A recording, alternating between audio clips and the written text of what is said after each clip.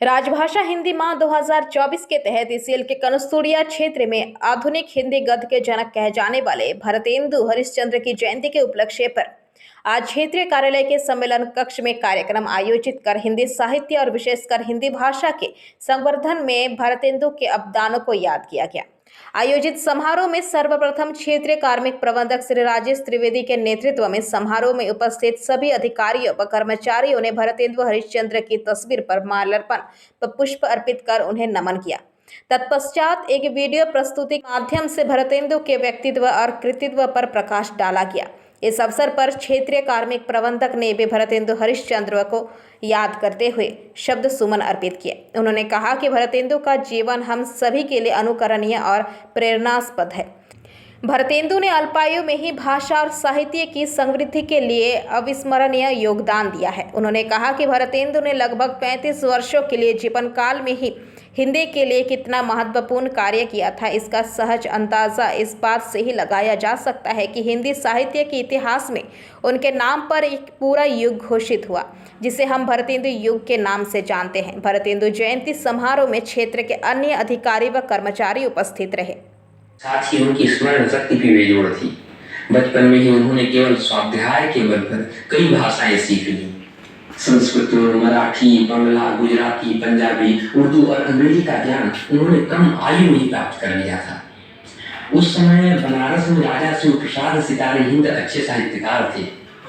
उनसे भरतेंदु का संबंध गुरु शिष्य के समान था। यदि आप हिंदी साहित्य के अध्येता हैं तो आपको पता होगा कि हिंदी गद्य के विकास में राजा शिव प्रसाद सितारे हिंद का महत्वपूर्ण योगदान था और वे काशी से बनारस अखबार का प्रकाशन किया करते थे। भरतेंदु ने बनारस के क्वींस कॉलेज में नामांकन कराया था, परंतु उन्होंने शिक्षा घर पर ही स्वाध्याय के द्वारा प्राप्त की। भरतेंदु के जीवन में प्रेम की कड़ियां तभी चटकी जब 14 वर्षीय किशोर हरिश्चंद्र का विवाह मन्नी देवी से हुआ और तभी से कवि हृदय भरतेंदु की काव्य सरिता का अविरल प्रवाह प्रारंभ हुआ, जो जीवन पर्यंत हिंदी साहित्य वाटिका को अभिसिंचित करता रहा। भरतेंदु की मेधा और स्मरण शक्ति को प्रमाणित करने वाली एक घटना बहुत प्रचलित है। जब भरतेंदु 18 वर्ष के थे तब पंडित शीतला प्रसाद, परंतु मात्र 18 वर्ष की उम्र में 1868 ईस्वी में उन्होंने कविवचन सुधा नामक पत्रिका का प्रकाशन प्रारंभ कर दिया था और इस पत्रिका ने लोकप्रियता का कीर्तिमान स्थापित कर दिया।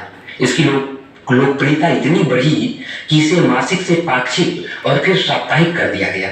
इसके बाद 1873 में हरिश्चंद्र मैगजीन और 1874 में स्त्री शिक्षा के लिए बाला बोधिनी नामक पत्रिका उन्होंने निकाली।